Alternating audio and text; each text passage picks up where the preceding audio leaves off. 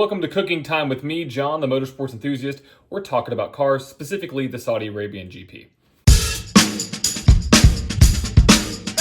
Today I'm using my stainless steel pan, not a cast iron, to make some lovely eggs, have some sausage over here, and we're going to talk about the Saudi Arabian GP. So this past weekend's race, let me turn this a little bit better. There we go.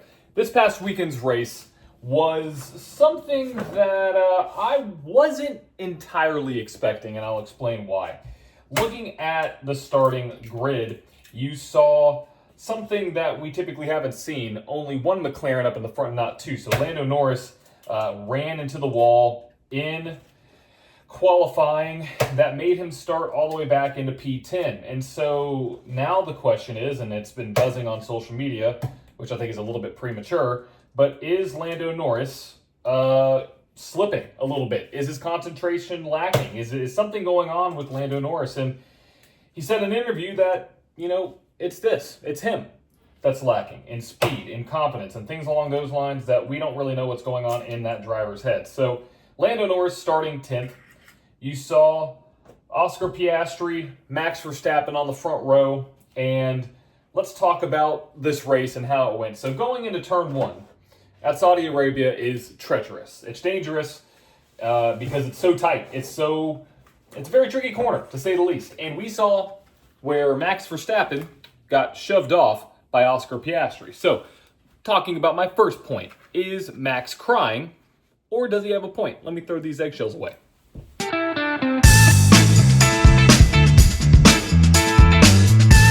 I think when you look in the grand scheme of things, it's interesting how this was called, because looking at Max's history, if something would have happened to him like this in the past, he would have typically essentially just cried about it a little bit. But looking back at other races, specifically an example from, I believe it was either Coda or one other race, I can't remember, where Max shoved somebody off track. Max got the penalty, and not the driver that had to make an evasive maneuver and gained an advantage. Now, Max did not give up the spot. We had a safety car very quickly. He could have given the spot back to Oscar, but he claims that he was forced wide and that he couldn't really do anything. And so, what is my opinion on that? I think it's hard to say, because Piastri did have the first corner. And knowing the circuit, you have an immediate left and immediate right. So you know what's coming up. If you're on that outside, you gotta have a little bit more room. And so it's tough for me, genuinely. On the side of Oscar, he definitely was into the corner first. Now, he did look like he was running a normal line going into the second corner. I will have to say that. Max, on the other hand, was on the outside. Now, there are claims that Christian Horner brought a photo, which we could probably find somewhere on Twitter, where Max was ahead at the apex, or ahead of the corner, therefore Oscar Piastri should have given him room. I don't know if I necessarily believe that, because that doesn't look like the apex of the corner to me going into turn one. And turn 1 and 2 are not corners where you can really go too wide unless that outside car has an advantage, which I don't think Max did in this situation. So is Max being a little bit of a crybaby, or is he right? I think it kind of teeters, because we've seen calls like this go the complete other way, and we've seen calls go like they did this past Sunday. So I think it's kind of a flip of the coin at this point. It's kind of a little bit of inconsistent calls across the board. I need to heat up my stainless steel pan, not my cast iron pan. So it's just tough to say, because we've seen similar situations where drivers have not been given penalties for leaving the track and gaining an advantage. But also, on the other hand, Max didn't give up the spot, which I think if he would have given up the spot, easy. I think he would have won the race if he would have just given that spot back up. Well, I take that. Well, no, I think he would have won the race if he would have just given that spot back up. I'll make that claim right there, because I think he could have, off of it, just pure skill, could have beaten Oscar Piastri. But either way, that was talking point number one. Talking point number two is about Lando Norris. Talking about Lando, he started in 10th because he wrecked in qualifying. And we're starting to get to the point now where, you know, after this race, Oscar Piastri, who won the race, is now the championship leader, because Oscar was the fastest car on the track, one of the fastest cars on the track, and he was able to not make any mistakes. Lando did make a mistake in qualifying, and you have to call it like it is. And not here trying to bash Lando, not here trying to, you know, say that Lando's a bad driver or anything, because there's a lot of people out here that are saying Lando's getting unnecessary hate, and I think that is true to a point. But Lando's been in Formula One before. He's been in Formula One longer than Oscar Piastri, and so you have to take that into consideration, where Lando was one of the only drivers outside of maybe Kimi Antonelli to hit the wall. Well, I guess Kimi didn't wreck, but to hit the wall in a place where it was very close quarters. And so Lando, I mean, you have to look at him and criticize it a little bit to see, okay, what's going on with Lando? You know, we've seen him do well from the start of the season, but it's kind of been a steady progression down. Got to make sure this pan's good.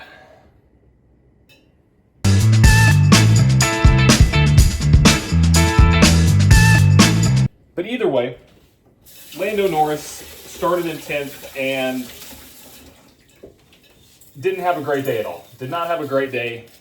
Just overall, including qualifying, yeah, he gained 6 spots, finished in 4th. I mean, he did the best he could.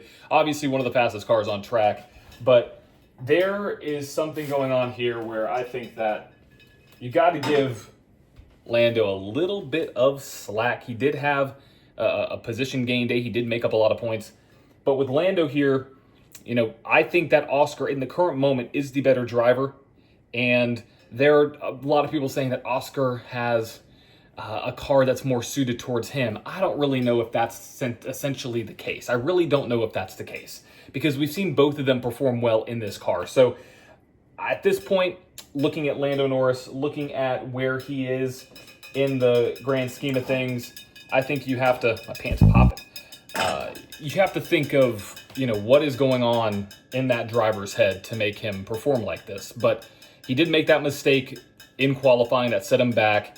And what that allowed to happen was my guy, Charles Leclerc, to get a podium, the first Ferrari podium of the year. That's point number 3 I'm going to talk about here in cooking time with John. So looking at Ferrari, they've had an abysmal season, abysmal start to the season, but there's been progress. Pause really quick, because I got to go get some olive oil from Italy.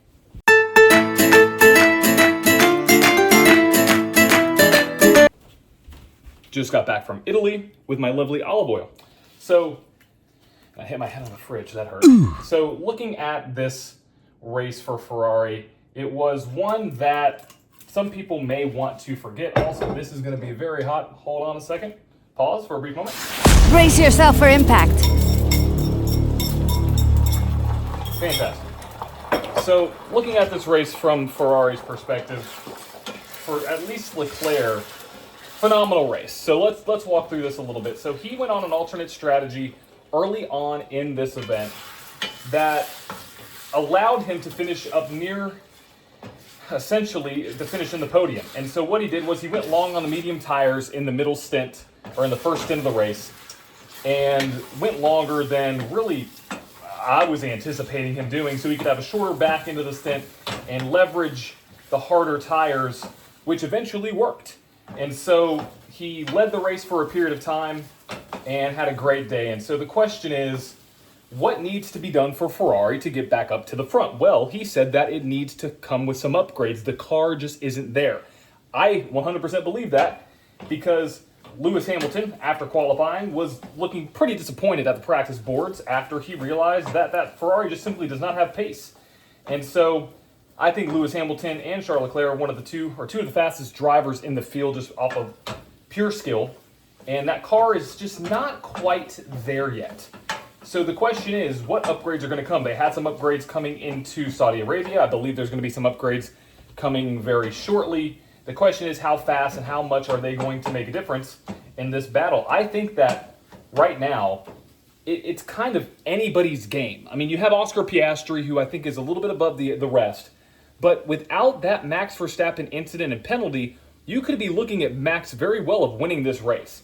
So looking at all of this, where does this shape up for some of the other drivers? Looking at Mercedes and looking at statistically now, the 5th best team in Formula One, Williams. Yes, Williams. Let's talk about Mercedes first. Well, Kimi Antonelli continues to do well, same with George. And that car is right around like Ferrari territory, I would say. And I think Max, due to his skill, I would still put him at number 2 when it comes to speed, pace, all the factors going in there. But with Oscar and with Kimi, they're solidly tied with probably Ferrari in 3rd. So they had another solid day, nothing really to write home about. Just 3rd best team. But I really want to spend some time on the Williams. They have now scored the most points that they've scored. I believe this season they've scored more than they have in the last 9 seasons, either up to this point or totaling on the season, which is insane to see. And so that means that Williams is moving in the right direction now. Great run from Carlos, great run from Albon, another double point Williams day. So that is just phenomenal. As a Ferrari fan, I want to see Sainz do well.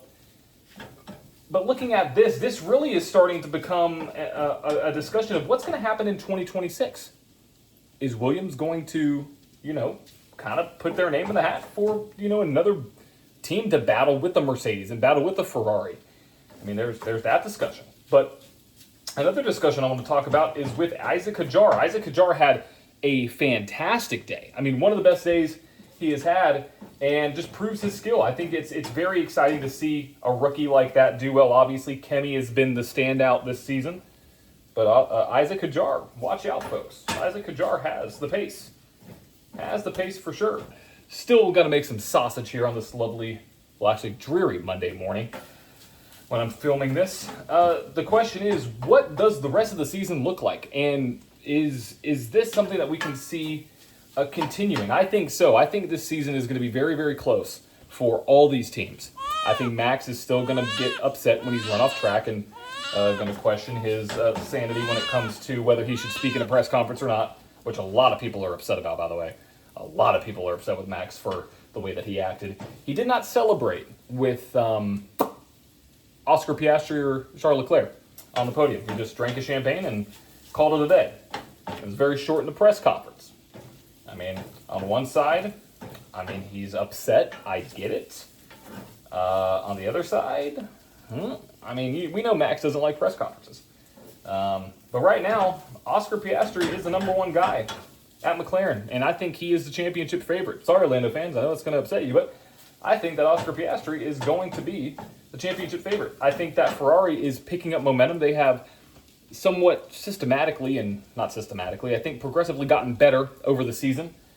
Looking at what's happened in freaking Australia to now, last race they were 4th and 5th. This race, they had a car on the podium, so they have continued to make progress. Now the question is, can they sustain it, and can they bring pace? You have Williams doing well, and I think that this is going to continue for the rest of the season. So let me know. I'm curious what you think about this season so far, as I'm going to transition from making eggs to making some sausage.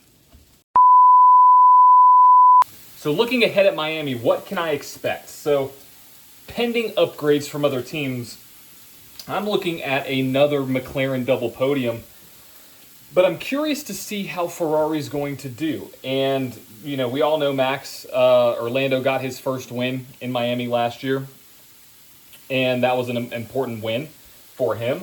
So the question is, can he keep up this pace at Miami? I think he can. I think he could actually get the win if he doesn't make a mistake. It seems to me that Lando Norris, when he makes a mistake, it completely derails a portion of his mental capacity and the race. And I get it. I understand for sure. But at some point, you have to be able to be mentally tough. And yeah, it's tough being a Formula One driver, but there's also 19 other guys out there that didn't make the same mistake that he did. And you have to take accountability for some of these things. I think Lando can do it. I'm not a Lando hater. I think Lando Norris can win in Miami in 2 weeks, which is going to be, I believe, on May 3rd or May 4th, looking at the calendar. So I want to know, what are your thoughts on this season so far? Let me know in the comments. And also, I'm going to be making more videos just like this. Just like these excellent videos. I want to to know your thoughts, though. What is your thought on the Saudi Arabian GP? Did you enjoy it? Did you not? What do you think of Max Verstappen's penalty? Was it deserved? Was it what? Was it not? Does Lando have a little bit of a disadvantage with Oscar now? Or do you have something like completely off the wall that, you know, Oscar Piastri is being favorited by McLaren and they're building the car around him and they're going to completely sabotage Lando Norris's career? You hear a lot of stuff on social media. I see a lot of stuff on social media. So, and while this sausage cooks, I just want to tell you thank you for watching up to this point if you already have. And if you haven't already, to subscribe. I would love for you to subscribe so you get more content like this and everything else that's going on my channel, The Motorsports Enthusiast. Until next time, I'm going to finish up making some of these sausages. I'm going to enjoy these lovely eggs. I've enjoyed the company, hopefully, that you've spent time with me. And maybe we'll go live one of these days in the mornings, just to do it live here on YouTube. So from John, the Motorsports Enthusiast, ciao.